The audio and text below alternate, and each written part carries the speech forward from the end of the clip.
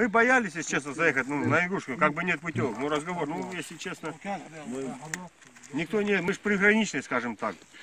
На этом видео трое мужчин пересекли границу республики в тихой зоне, где, по всей видимости, планировали охотиться на кабанов. Их задержали егеря, выписав штраф до 5000 рублей. Им сделали предупреждение. При повторном правонарушении горе-охотники уже должны будут сдать свое оружие, плюс оплатить еще один штраф. За последний год здесь было поймано немало браконьеров. Борис, мы на вашей территории не заезжаем. Один раз. Мы здесь охотимся. Почему? Мы не заезжаем, потому что вы я вижу тебя. законопослушные люди. Вы все законопослушные.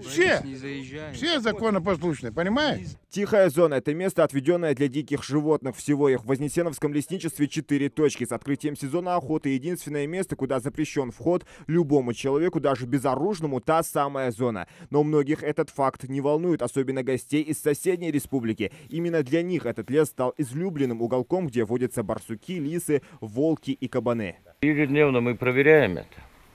Это самые лучшие участки на кабана, которые охотятся. В течение 30 лет тут беспредел был. И вот 1,5 года мы ежедневно проверки, все это их свели на нет. Эту зиму тут ни на что не открывали, кроме хищника, охоту.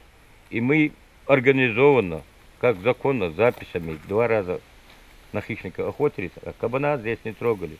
Прокладывая путь по Вознесеновскому лесу, наша съемочная группа наткнулась на преграду из деревьев. Судя по всему, как отмечают егери, это дело рук браконьеров. Дерево сюда перетащили, оно росло совсем в другом месте. Так охотники перекрыли путь незваным гостям. Но охотоведы давно научились не выходить в дорогу без необходимого оборудования. На любой случай путь расчищают бензопилой, а через метров 100 нас встречает целая база охотников. Видно, не 2-3 человека, тут много отдыхающих. В основном они моздовские. Они блатуют ставропольских, те менуотских. И тут по 20 с лишним машин на нивах, на джипах приезжали, били зверя. Сейчас все, на нет свели их, нету.